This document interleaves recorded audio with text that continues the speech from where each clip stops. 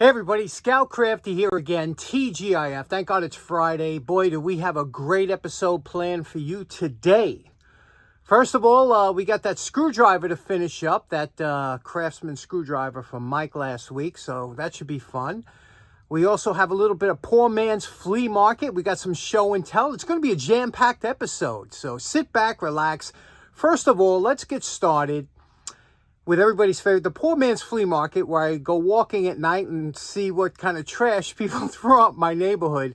It's not every week is golden, but, the recycle nights around here are good. I always wind up finding something. Now you can see it was raining and it was a kind of a damp night, but I saw this couch there and I said, look at this cool couch, huh? It's, I love this color combination, orange and white. And I said, boy, that looks like a comfortable couch too. That's pretty nice, right? Next up, I was walking down this nice block and I saw these clubs. I learned my lesson. Golf clubs, resale on golf clubs, there's nothing to it. There's not a big market. However, there are an occasional club that for the most part, you might get $10 on eBay or something for a club. And I don't sell anything, but I always grab it maybe in case of a trade or something. But you might get $10 for a club or something like that or whatever. But there's always, every once in a while, I see these clubs that go for 300, 200, they were limited or not. And I always said, I can't stand to let these things go, because I said, I'm sure that sooner or later, with my luck, I will come across one of those good clubs. Let me show you what these are. Now, here are some of what they call woods, even though they're not made of wood anymore. These, you can see here, number 9, number 3, and they have different, I don't play golf, as you know. However, I'm amazed, I always am amazed at the quality and construction of these clubs and the cost that they go for new. These are all carbon fiber shafts, which are, high end. Back in the day, that was really a big thing, but you could see here some of them, and I guess some of them are almost, for me, kind of whimsical. Like, look at the size of this head on here, You would think that this is, remember when we were kids and you play wiffle ball, there was always that one bat, that plastic bat that was like 3 times or 4 times the size of a regular bat for little kids so that they can learn how to hit. And I often think when I see a golf club with a head this size, I say, is that for people that have trouble, where the professionals use these little heads? And this one here was in one of those socks, so maybe it was expensive. But that's the woods. I always think they're interesting. Now, I got 6 woods and 3 irons. These are the irons, which I mistakenly called wedges last time. But again, the way they were made with these, they were just marvels of construction, if you ask me. If you look at these, I told you I used to be into archery, and I was really into the accessories are really fun to play with. But if I guess if you're a golf player, I know if I play golf, I would love to try all different clubs. I was the same way with archery. I tried every bow I could and the same thing with firearms. You never know if you're going to be a better shot with one rifle or pistol than another until you try it. And if you've only had one, you don't know what you're missing out on until you try many different ones. So if I had this and I brought all these clubs, it'd be great to try. People would go to the driving range and say, let me try that. Let me see that style, because you don't want to have to go out and buy these things. Very interesting. Next up, I found this. Now, I know what you're thinking. You're like, what? I've seen you pass by a bunch of these before, and I have, because a lot of times they were thrown out during this was thrown out when it was still warm out, okay? And so that means that it was before the winter time. So there's a good chance this will still work. Secondly, this is a better quality one than most of the ones I see. I was looking it over. I said, first of all, you got to shake it, make sure it's still filled with fluid. This is an oil-filled radiator, electric. And now, obviously, I have steam heat here in the house, but you always have to have a backup. You never know what could happen. God forbid something happens to your furnace, or God forbid something happens to this or that, or you have to have a backup, at least one. Same thing with electric. If you have a blackout in the middle of the winter here, you have to have some other form of heat, whether it be a small fireplace or something, kerosene, something you could burn, because you'll freeze, your pipes will bust in it. You never know. So it's always good to have a backup. So I'm looking at this and I'm saying, I bet you this thing works. I don't know if it does, but I'm just going by my look. I'm looking at the cord. It's a nice cord. Let's plug it in and see if it works. The first thing I'm going to do is I'm going to plug it into the kilowatt, because that'll tell you what kind of condition it's in, how many watts it uses. So let's do that. Okay, you can see here we have 121 volts coming into the house here. We're going to hit wattage. It's not drawing anything because it's off. Now we're going to hit the first button. Okay, see what happens. Okay, we have now, I don't see that. Is that lit? Oh yeah, it's lit up lightly. You can see that. And we're pushing 500 watts, so it is working. Okay, now I could hear it. 500 watts, that's one. Now there's a 2 that you could do. Let's push that up. That one there, you could see already we're up to 700 watts almost, right? 700 watts on 2. And then you can hit, you could see here by the thing, you hit 1 and 2, and that will give you your full, there we go, 1200 watts. So it is working. I'm going to see how long it takes to heat this up or what kind of heat it throws off, and I'll be back. And I hope you could see that on there. Okay, it does work. Now, the nice thing about these oil-filled radiators is they're a little bit more efficient than the regular radiant or heaters that blow just to direct the heat directly at you. The reason these are more efficient is because these are oil-filled. And what happens is there's an immersion heater down at the bottom here, and that heats up the fluid within the radiator, and then the air passes through here. And especially if you have a door that's a little drafty or something, you put this in front of it and it will help circulate that warm air. So these are, again, it's an emergency heating unit. They are a little hungry as far as wattage goes, but this is a good thing to have. So now let's clean it up. You can see there's a little bit of sorry about that. You can see a little bit of dirt down there and stuff. So let's clean this up and get it back in service. Okay, there we go. We cleaned it up using a little bit of Simple Green, diluted down here. And a damp rag, cleaned it all up, got everything nice and vacuumed it.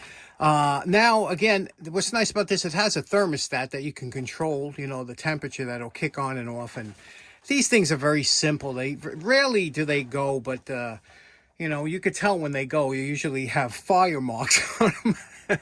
But there we go. This is always good. You know, someday you're going to get a call from that aunt. You might have an aunt or an uncle, and all of a sudden the heat went out in their house, and you could be a real hero, because that exact thing happened to me. I had an old heater, and my aunt's heat went out in the house, and I was able to bring that heater over, and she was able to stay warm until the serviceman came like the next day. But so it's always good to have a secondary. Be prepared. Okay, next up, I know a lot of you are waiting to see how that screwdriver is going to turn out, so let's get to that right now. For those of you just tuning in, I picked up this screwdriver at the Long Island Tool Meet from my buddy Mike.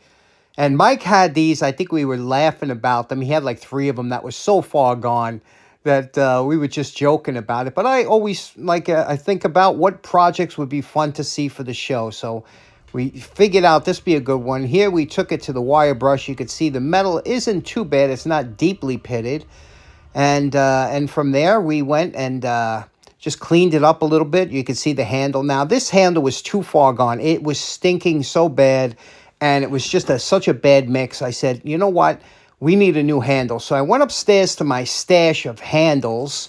And as we were looking through, that's Teddy and I went through John Orickson. He sent these handles. They were his late father's. His father had these. He sent them in, a few years ago. And that's what we went with.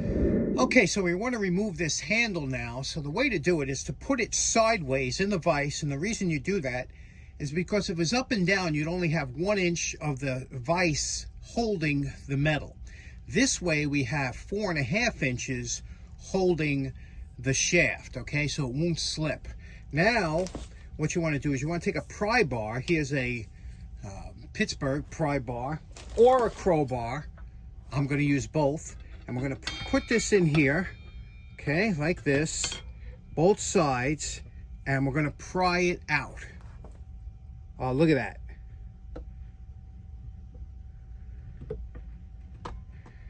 Now we'll reset this and start again.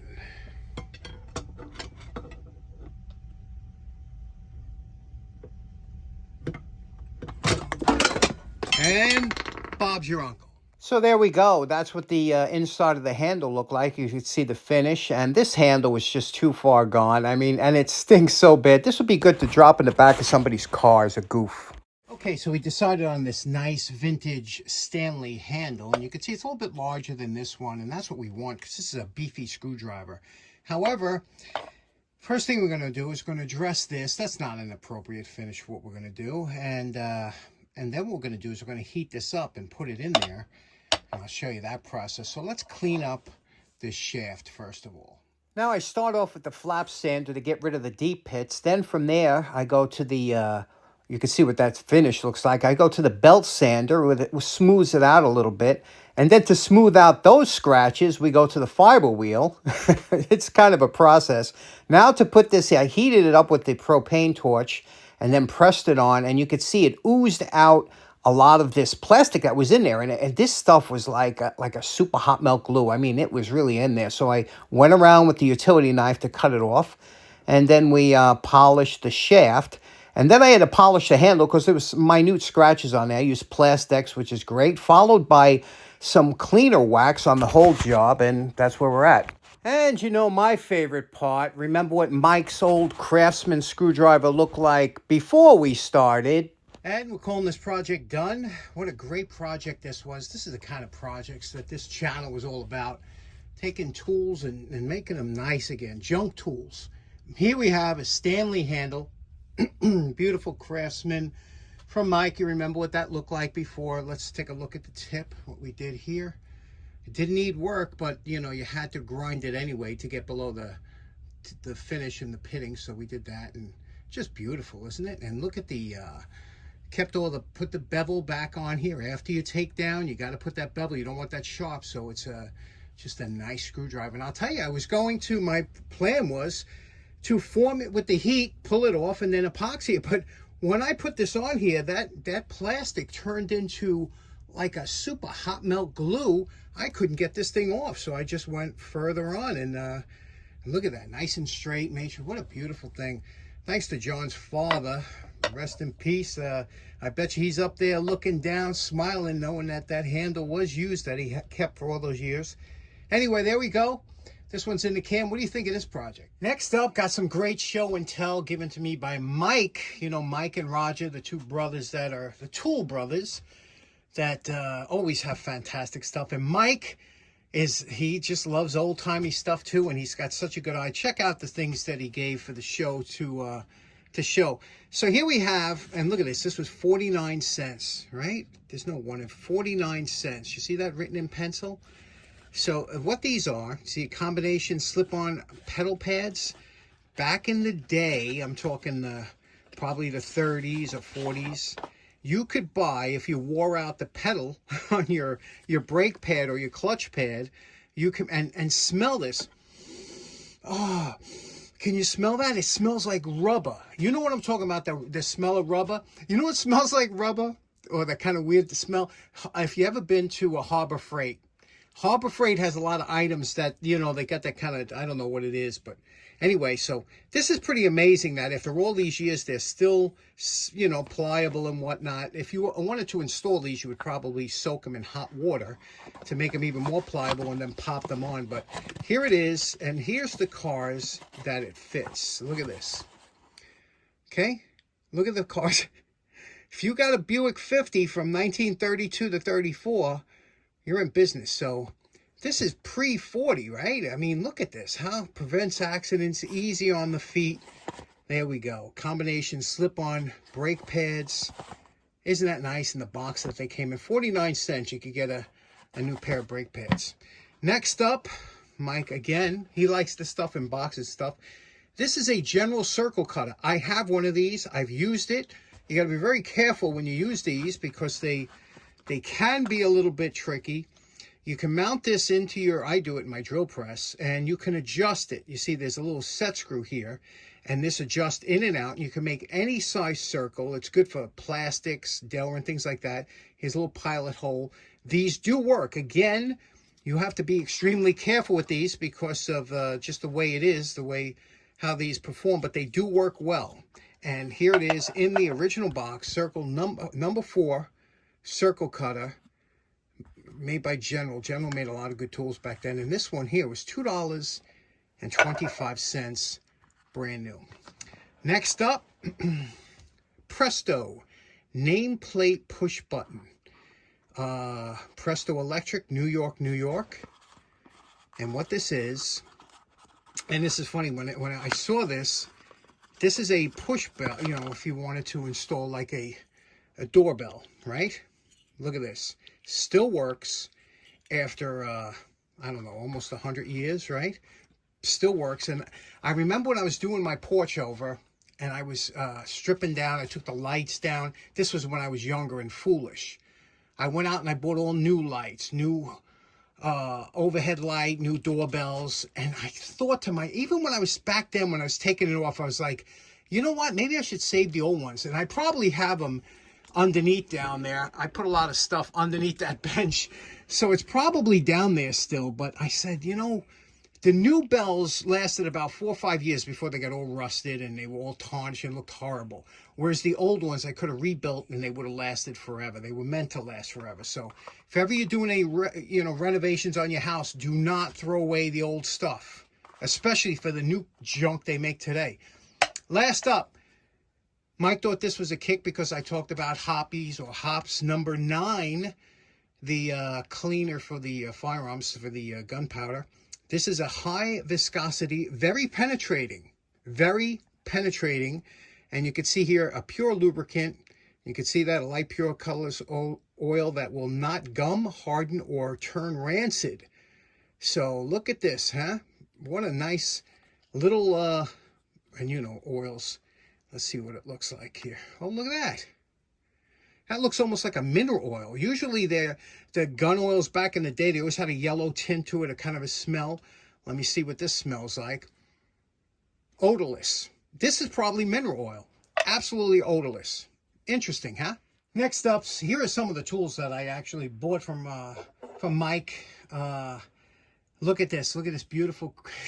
I love this size. This is such a great size. Made in the USA. Just a nice here. It's a Stanley high carbon. My buddy Rich was looking for a longer high carbon, like a 36-inch. But these are, you know, when you find these things that were made, you can tell the sound of the steel when you ring these.